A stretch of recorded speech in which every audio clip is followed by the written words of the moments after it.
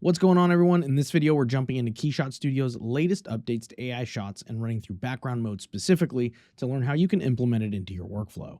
To get started, I'm just finalizing my scene by adding some materials and adjusting textures within my material graph before adding some context with AI shots. Since I am doing that, I did want to call attention to the material graph quickly. You may notice that it looks a little bit different.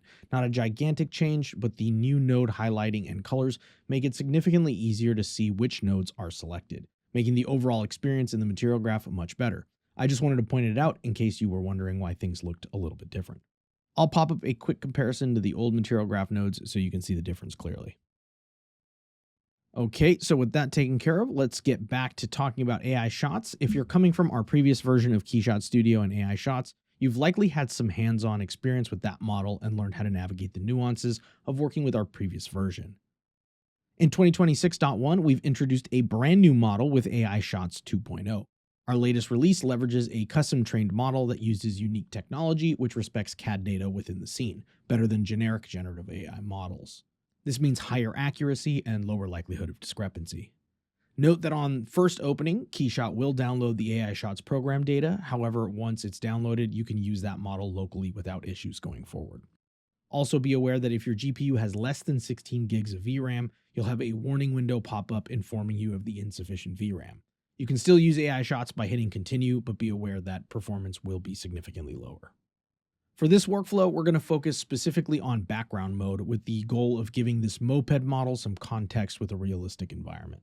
I could use Imagine mode to generate an image from scratch that I could then use as a backplate within the real-time view, but one of the fantastic benefits of using background mode is that KeyShot will generate backgrounds that match the model's perspective and scale accurately. So let's jump into it. I'll open AI shots through the button on the bottom right of the program window, which opens my gallery of previously generated images. At the bottom of this window, I'll hit the new AI shot button to open the AI shots interface. Quick look at the window, we have our back button to go back to our image gallery, as well as some other controls along the top that we will get into as we generate an image. The center of the window shows a thumbnail of the scene in our real-time view, and along the bottom portion, we have our mode selection buttons for Restyle, Background, and Imagine, along with our prompt field, resolution, generation count settings, and some data about our VRAM availability and usage. At the moment, my real-time view is set to 1920 by 1080 resolution, but you'll notice that the resolution on my output does not match. When I switch between quality settings, I don't get the same resolution as my real-time view either. Even when I try to type in a custom resolution, I'm still limited. To get around this issue, you'll need to open the settings and unlock resolution. You might notice there is a warning icon next to the unlock option. This is simply stating that resolutions above the 1024 by 1024 threshold will increase generation time and VRAM usage. With my desired resolution set, it's time to prompt AI shots and generate an image. One of the big upgrades with AI Shots 2.0 is the ability to use fast, concise prompts with great success. In our previous version, longer, highly specific prompts were required for the best outcomes, with our very own global training specialist Don Tuttle going as far as creating a GPT to help generate optimized prompts. In 2.0, we can simplify things, but I will show you the difference anyway so you can see a comparison. My goal is to generate an image of the moped parked near a busy cafe with all the hustle and bustle of a realistic street scene. I'll start by using a simple 2-sentence prompt describing a scene in front of a busy cafe with vehicle traffic that is motion blurred due to movement across the scene. I'll then generate a few more images using the highly detailed multi-paragraph prompt that I refined using AI. On screen, you can see both of the prompts being used and the difference in specificity between the two. And just so you are aware, I've sped up the video for the sake of this tutorial, but generation time will be dependent on your hardware. Notice that both did a pretty fantastic job of generating a scene that fit my parameters, and although it does take a little longer to generate images than our previous version, consistency is significantly improved. Now that we have an image generated, let's take a look at another incredibly useful feature of 2.0, and that is our edit window. With the window open, you'll notice 3 helpful tools. The one currently open is Transform, which lets you prompt AI shots to alter the entirety of the image based on the input prompt.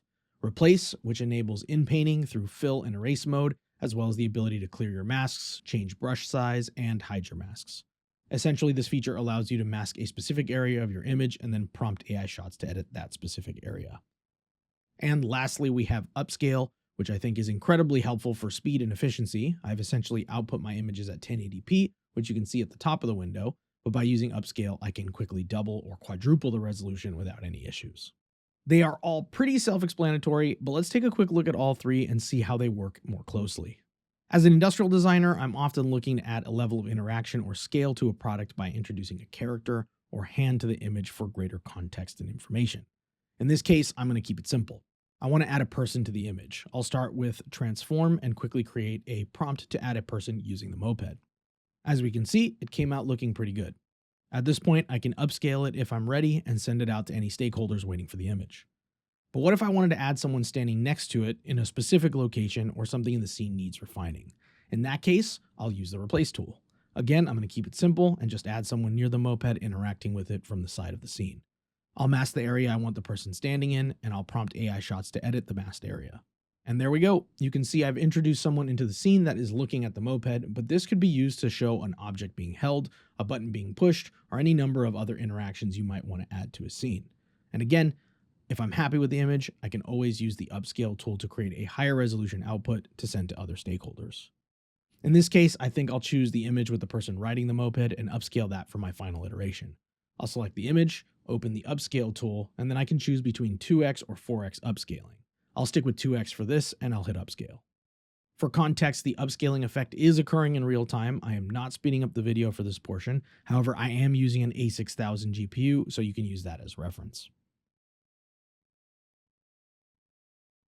At this point, I'm happy with the image. I can hit the share icon at the top of the window and select what I'd like to do with it from several different options, including exporting and viewing, but for my needs, I'll hit the copy to render gallery so I can store the final output in the new render gallery along with any other previous outputs or renders I've made. And here you can see the newly created output now located in my render gallery. Hopefully running through this workflow has helped you get a better understanding of how AI shots can help augment your existing render workflows. This is just a small look at what our latest version is capable of doing, but it's a great starting point if you haven't had much of a chance to dive into it yourself. We'll have plenty of more content coming out relating to our latest features and AI updates, so don't forget to stay tuned, and as always, happy rendering.